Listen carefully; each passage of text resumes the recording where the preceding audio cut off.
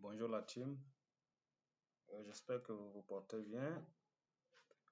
Euh, bref, pour notre webinaire qui s'était passé le samedi 19 avril 2025, la présentation a été faite de deux manières. Alors, il y avait une partie théorique et une partie pratique. Dans la partie pratique que moi-même je l'ai présentée, donc, nous avons vu des parties de pratique, c'est-à-dire la partie basique, téléchargement direct de la base de données de Google Open Building et la partie avancée avec Google Earth Engine. Alors pour cela, nous n'avons pas eu le temps d'enregistrer directement la présentation, mais je vais faire une petite vidéo pour vous montrer la partie pratique. Alors, dans la pratique, on avait vu ce plan que je vais encore revenir, c'est ça pour vous présenter ça. C'est-à-dire, voilà. Ok. Ça, ce sont les objectifs de la partie pratique. Nous avons dit, bon, ici, nous allons chercher à comprendre ce que sont les données de Google Open Building, savoir où et comment les télécharger, manipuler et visualiser les données Open Building dans QGIS, n'est-ce pas? Et nous allons également voir la découverte de l'utilisation de la donnée Open Building directement dans Google Earth Engine. Deuxièmement, on a la première partie. Dans la première partie, je vous ai montré deux types de liens, n'est-ce pas?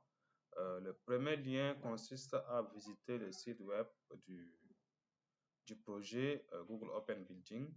Et le deuxième lien vous permet de télécharger les données directement. Alors là, dans la présentation, nous avons essayé de visiter le site officiel et nous avons également téléchargé les données. C'est ce qu'on va faire dans cette vidéo. Voilà. Après ça, il y a la deuxième partie avancée qui est la méthode de téléchargement avec Google Earth Engine, n'est-ce pas? Et dans cette méthode, nous avons trois parties. La première partie est axée sur l'accès aux données dans Google Earth Engine, présenter le code source, tout ça. Donc, nous avons préparé le code source pour vous montrer ici. Et nous allons vous envoyer ces codes sources pour que vous puissiez les tester vous-même. Après ça, nous avons également vu la différence, n'est-ce pas, entre Open Building et OSM, n'est-ce pas? Nous avons dit que voilà, pour ce qui est la source de données Open Building provient directement de l'image satellitaire et c'est traité à base de l'intelligence artificielle, n'est-ce pas? Et comparé à OSM, ce sont des données de contribution volontaire, n'est-ce pas? Et maintenant, au niveau de contenu principal, le contenu principal de l'Open Building, ce sont des polygones de bâtiments uniquement, n'est-ce pas? Par contre, chez OSM, vous avez le polygone du bâtiment, le route, le point d'intérêt, les infrastructures, etc., n'est-ce pas? Maintenant, au niveau de données disponibles, n'est-ce pas, en Open Building, c'est les polygones, le score de confiance, c'est-à-dire le pourcentage de précision, n'est-ce pas, et la superficie. Par contre, chez OpenStreetMap, vous avez les polygones plus les attributs multiples, que ce soit le nom, les étages, les usages, etc. N'est-ce pas? Et quand on vient sur la couverture, les données Open Building couvrent l'Afrique, Asie du Sud, Amérique latine, et ainsi de suite. Mais par contre, OSM, les données OSM couvrent le monde entier en fait. Et ça varie selon les zones, n'est-ce pas? Maintenant, nous sommes venus sur la fréquence de mise à jour. Les données de Open Building, la mise à jour est faite de manière périodique par Google. Ça dépend également des campagnes IA. Par contre, chez OSM, la mise à jour est faite de manière continue. Ça, passe en temps réel en fait, par la communauté, que ce soit vous, nous, bon, n'importe qui contribue de sa manière pour pouvoir mettre à jour la base de données de OpenStreetMap. La licence va sur la licence, n'est-ce pas? Précision géométrique très élevée chez Open Building, grâce à l'imagerie satellitaire haute définition. Et puis, par contre, chez OpenStreetMap, ça varie selon les zones et les contributeurs. Ça varie selon leur niveau, leur expertise, n'est-ce pas? Maintenant, les détails des attributs, chez Open Building, les détails des attributs sont très limités, parce qu'il n'y a pas de nom, pas d'usage, etc. Par contre, chez OSM, vous avez parfois très riche, n'est-ce pas? Vous avez les usages, les étages, le nom, etc. N'est-ce pas? Accès aux données, n'est-ce pas? Chez OSM, chez Open Building, vous pouvez télécharger les données à partir du lien que je vous ai montré, ou alors vous passez par Google Earth Engine. Nous allons tester les deux méthodes. Et par contre, chez OpenStreetMap, vous pouvez les télécharger via OSM, via GeoFabric, Overpass, etc. BBBike, tout ça. Tout ça, ce sont de sources, de sites de téléchargement de données OpenStreetMap. Donc, je pense que c'était ça la présentation du plan de la partie pratique. Alors là, nous allons entrer dans la pratique. Dans la pratique, nous allons d'abord copier les liens pour aller télécharger les données de manière basique sur la base.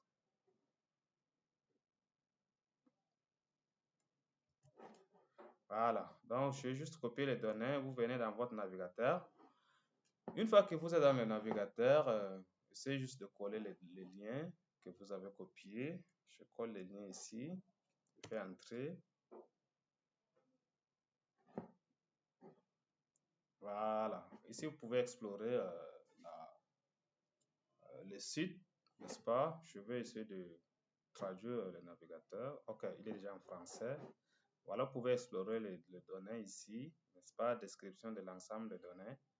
OK, l'ensemble des données contient 1,8 milliard de détections des bâtiments sur une zone d'inférence de 58 millions de kilomètres carrés, couvrant l'Afrique, l'Asie du Sud, l'Asie du Sud-Est, l'Amérique latine et le Caraïbe, n'est-ce pas? Donc, vous pouvez lire ça.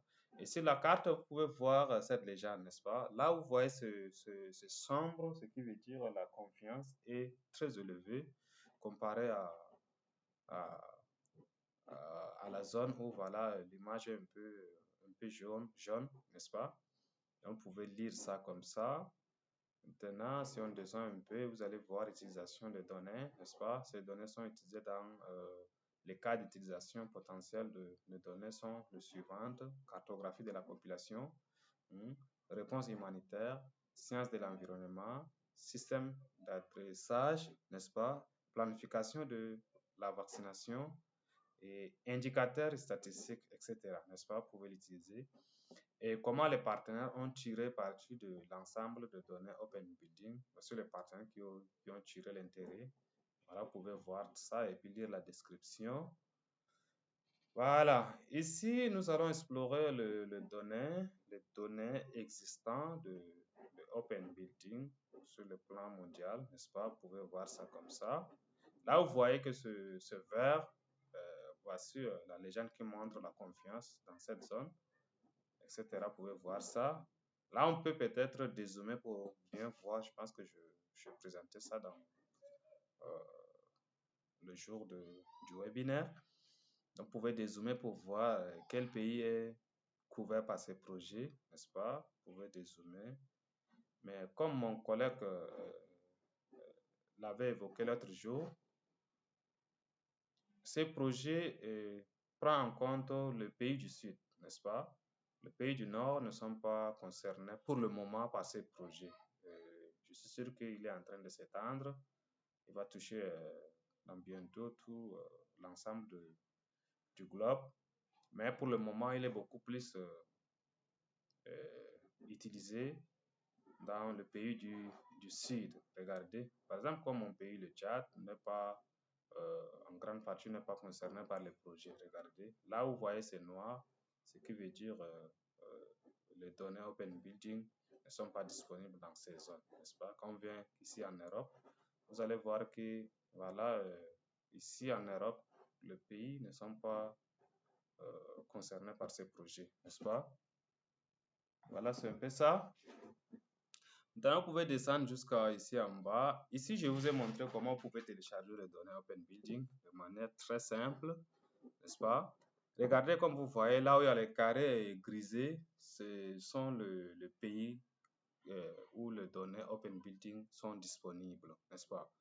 Donc, disons que vous êtes dans un pays où voilà, les données sont disponibles. Je prends l'exemple du Niger ou même je prends l'exemple où je prends peut-être la Côte d'Ivoire.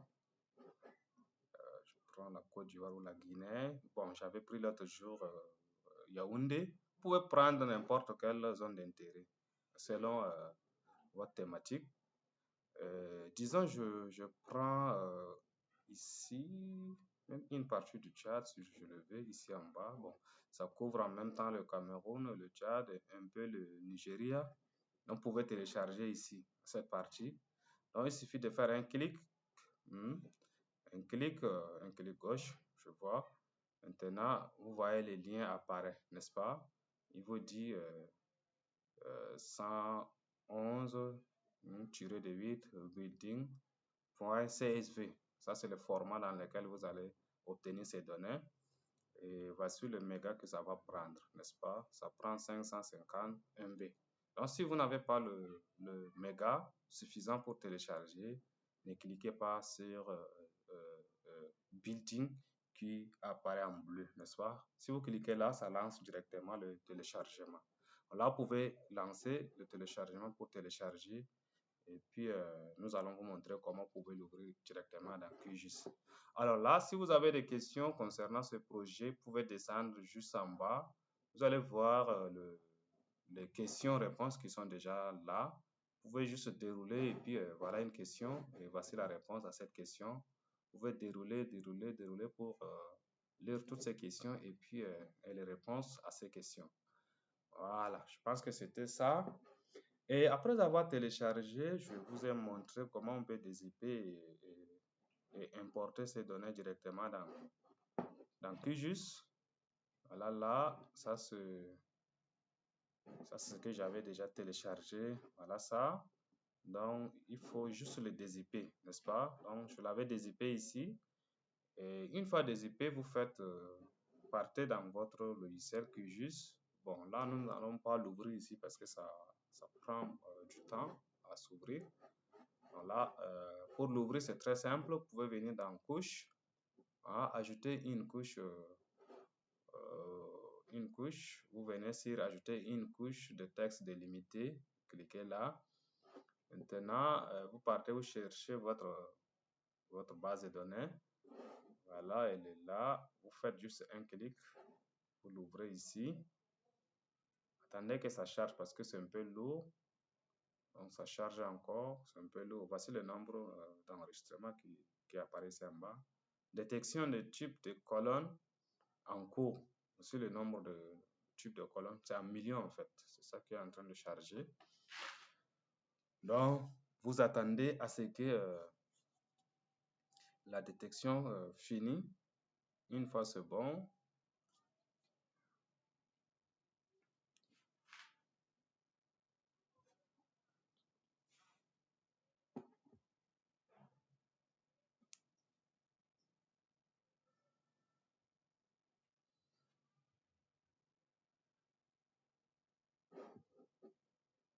une fois la détection est finie, voilà, vous pouvez venir ici, rassurez-vous que vous êtes sur WKT et vous déroulez ça, vous cherchez polygone si vous voulez afficher ces données en polygone ou en point. Donc, dans notre cas, on va l'afficher en polygone, n'est-ce pas? Là, ici, regardez bien les paramétrages. Vous pouvez vous rassurer que voilà, vous avez les mêmes paramétrages que moi. avant de cliquer sur ajouter. Là, je ne vais pas cliquer sur ajouter parce que je l'ai déjà ajouté ici. Alors, je vais tout simplement fermer et vous allez obtenir cette base de données qui est là. Voilà ici. Voilà, je vais porter pour placer un peu en haut. Et je ferme. Ça charge parce que c'est lourd. Ça prend une grande partie. Donc, c'est un peu lourd. Donc, ça va charger et vous allez voir ça. Vous pouvez ouvrir la table attributeur pour voir la donnée ou alors la description, ou alors les informations sémantiques qui se retrouvent dans la table attributeur, n'est-ce pas? Alors, après avoir montré ça, nous sommes allés dans Google Earth Engine pour vous montrer comment vous pouvez télécharger ces données directement à partir de Google Earth Engine. Là, ça c'est notre travail de l'autre jour. Je vais d'abord enlever ce code. Et puis, voilà, c'était là. Voilà. Là, je vais fermer, je vais quitter Google Earth Engine. Et peut-être parmi vous, les gens, il y aura des gens qui vont se demander comment il faut accéder à Google Earth Engine. Voilà, je vais commencer dès le début. J'écris tout simplement Google Earth Engine. Voilà ça qui apparaît. Vous faites un clic. Voilà, vous venez dans le premier lien qui apparaît. Vous faites un clic tout simplement.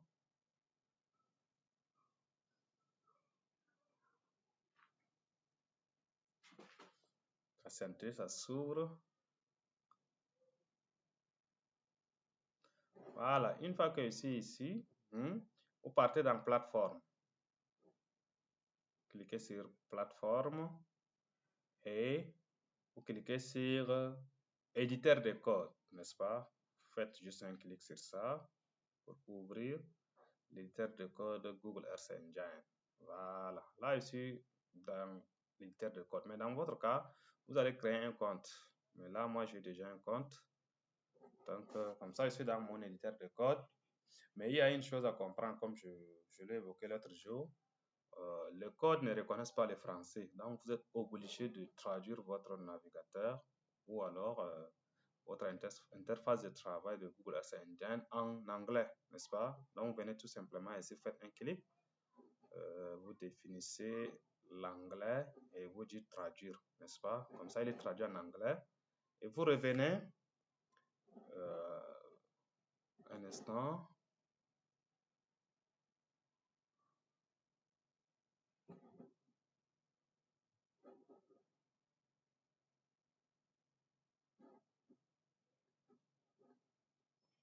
Voilà. Là, ici en anglais. Comme ça, vous allez chercher votre zone d'intérêt, n'est-ce pas? Un instant.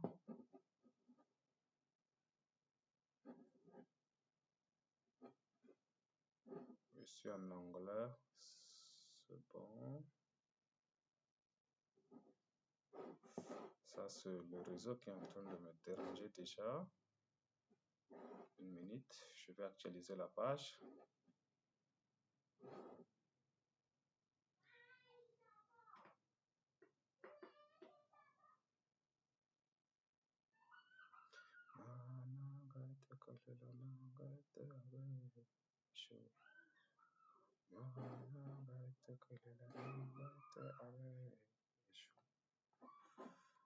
Oh, le réseau, merde.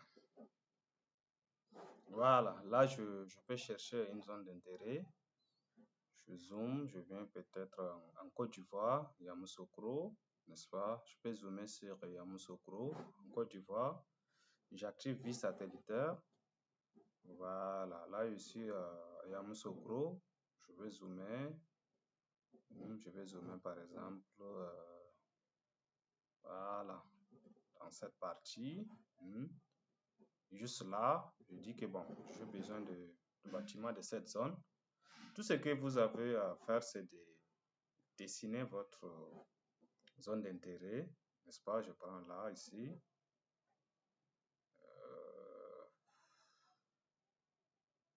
Et je prends là. Je prends ici. Et je prends ici. Et puis là. Donc, disons que j'ai besoin de ressortir uniquement les bâtiments qui sont dans cette zone, n'est-ce pas? qu'est-ce que je dois faire? Je viens là où c'est écrit géométrie. Je change le nom, mais je vois d'abord dans mon code. Voilà. Là, j'avais défini Roy. Donc, je viens dans là où c'est géométrie, j'écris Roy. N'est-ce pas? Que ce soit en majuscule comme le Roy qui existe ici. Parce que là, si j'écris celui-ci en minuscule, le code ne va pas donner. N'est-ce pas? Alors, si vous êtes déjà sûr que voilà, tout est OK, vous cliquez tout simplement sur Round. N'est-ce pas? On attend les résultats sortis. Voilà, nous avons déjà les résultats qui est en train de charger. Donc, vous décochez Roy pour voir votre donnée, votre building qui est en train de se charger directement sur votre zone d'intérêt. Regardez, c'est là.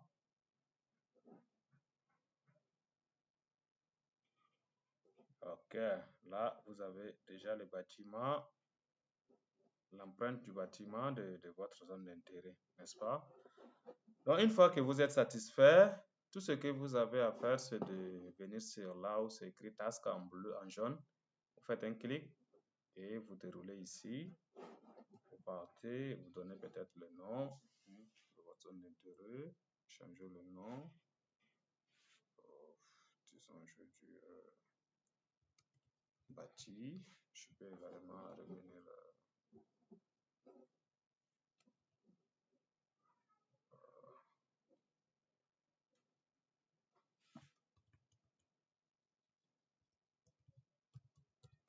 bâtiment. Et ici également, je dis bâtiment, n'est-ce pas? Voilà. Le format est le GeoJSON. Donc, une fois que vous êtes satisfait, vous cliquez tout simplement sur Round. Et vous attendez la magie s'opérer. Si le téléchargement a commencé, vous attendez un peu. Et bingo, c'est déjà fini. Comme ce n'est pas une grande zone, donc ça télécharge très rapidement. Nous avons pris une petite zone pour éviter que le téléchargement ne dure. Alors là, une fois que vous avez la donnée téléchargée, vous venez, vous cliquez sur Open in Drive. Donc, il va vous envoyer directement la donnée dans votre Google Drive. Là, je suis dans Drive, je ne suis pas dans le bon compte. Je vais changer le compte. Voilà, je prends ce compte. OK, donc voici le bâtiment qui est là. Et une fois que vous êtes ici, tout ce que vous avez à faire, c'est de cliquer sur le petit 3 points qui apparaît ici à droite. Faites juste un clic. Attendez un instant, voilà. Donc vous cliquez maintenant sur télécharger. Dès que vous cliquez sur télécharger, le téléchargement va démarrer.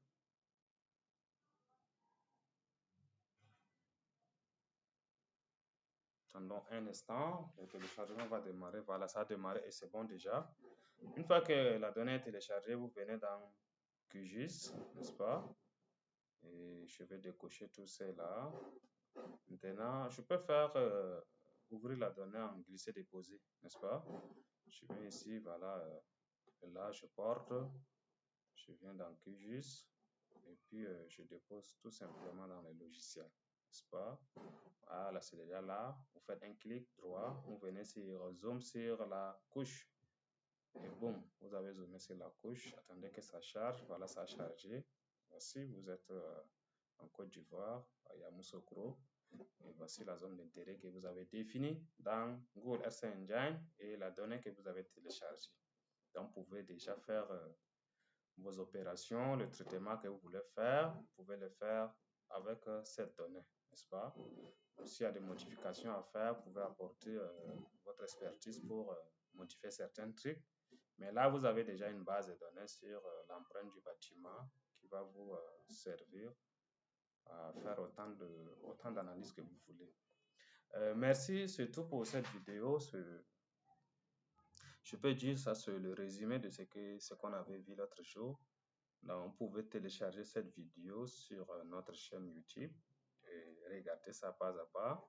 Et Si vous avez des difficultés, n'hésitez pas à nous laisser un retour. Comme ça, nous allons améliorer. Et nous vous annonçons également un nouveau ou alors un deuxième webinaire qui va se passer en mai. Nous sommes en train de se préparer. C'est un webinaire très important. Donc, soyez connectés à nous. Faites-nous confiance parce que nous allons continuer à vous partager des astuces comme ça pour que vous puissiez, je vais dire quoi, pour que vous puissiez les appliquer dans vos projets et voilà, formons la famille en fait. C'est tout juste ce que moi je voulais vous dire. Donc, merci beaucoup. Bon apprentissage à tout le monde.